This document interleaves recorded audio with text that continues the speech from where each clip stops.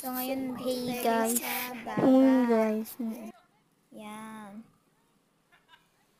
Sarap sana maligo, guys. Kaso, nilalamig ako. Pero, yung tubig di naman gaano kalamig. Nandito ako. Yan, guys.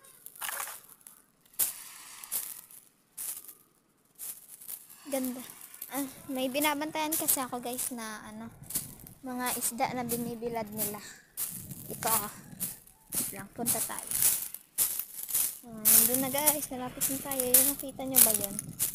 Yun yung mga isda na kanilang binibilad. Yan, guys. Dami, diba? Yan.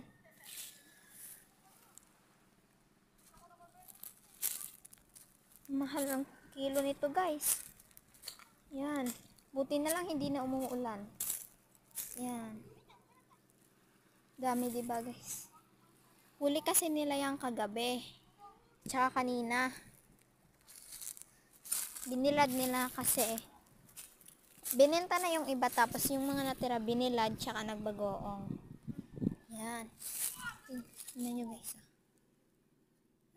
Sarap nito. Yan. So, super init dito, guys. Tapos, akong dalang tsinelas. Yan. Yan sila, guys. Oh. Yan. So, babalik na ako sa bahay, guys. Please subscribe, guys. Subscribe naman kayo dyan. Yan. Balik na ako, guys. Bye. Please subscribe. Bye.